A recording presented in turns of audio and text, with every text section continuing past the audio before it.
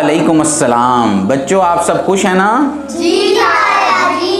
तो सबसे पहले मुझे ये बताएं कि आज किसने सुबह उठकर घर वालों को सलाम किया? मैंने। माशाल्लाह माशाल्लाह। तो बच्चों आप में से किसको पता है कि अरब के किस शहर में खजूरें सबसे ज़्यादा होती थी? जी मुझे पता है। बताएं। अरब के शहर मदीना में सबसे ज्यादा खजूरें पाई जाती थी। शाबाश।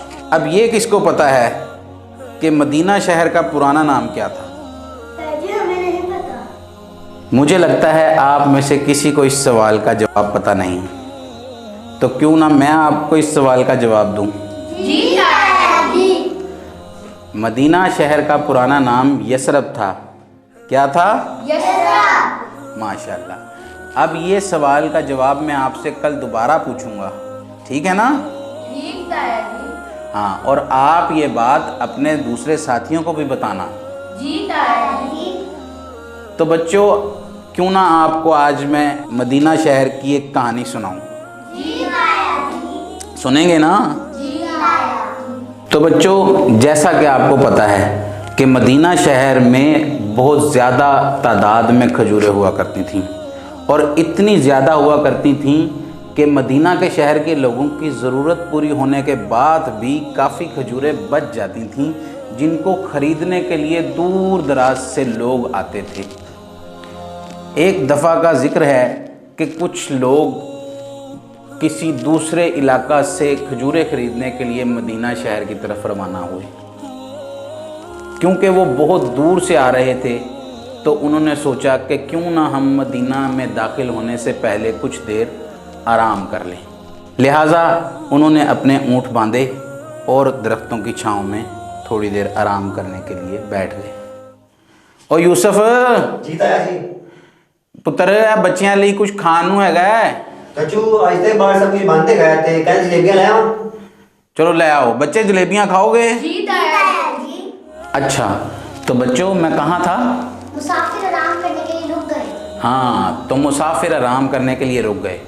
एक शख्स उनके पास से गुजरा तो उसे एक ऊँट पसंद आ गया।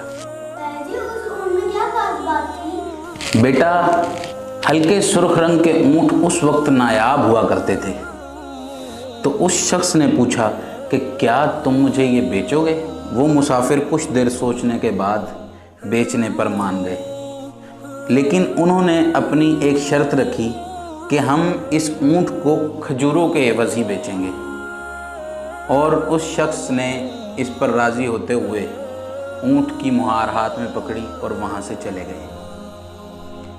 उनके वहाँ से गुज़रने के बाद उन मुसाफिरों को ये ख़याल आया कि हमने तो उस शख्स से कुछ पूछा ही नहीं, ना ही उसने हमें कुछ रकम अदा की, और वो ऊँट लेकर वहाँ से कहाँ चला गया, अब हम उसको कैसे ढूंढेंगे?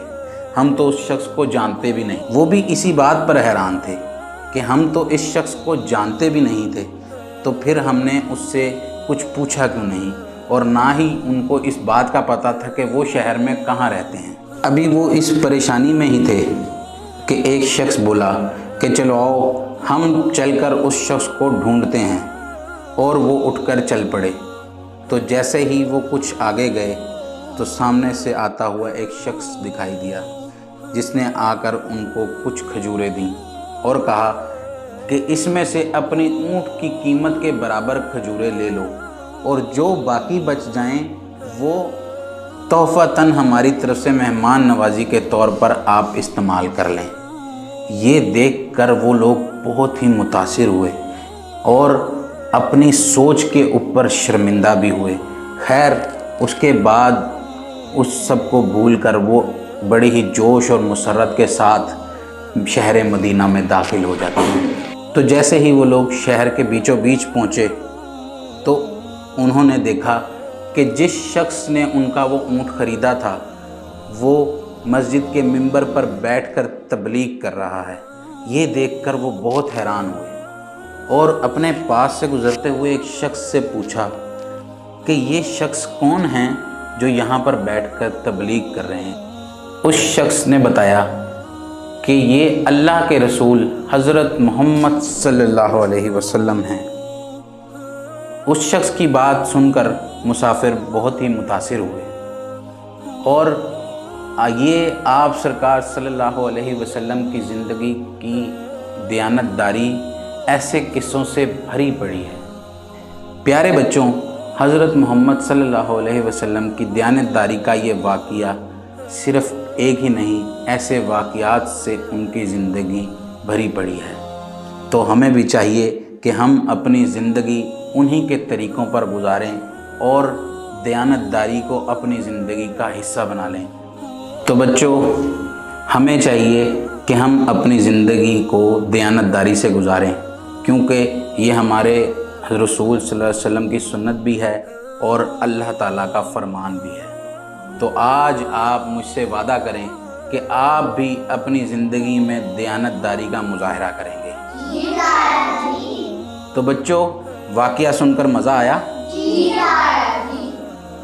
दादी, मैं ये वाक़या अपनी दादी को भी सुनाऊंगा। सुभान अल्लाह, सुभान अल्लाह।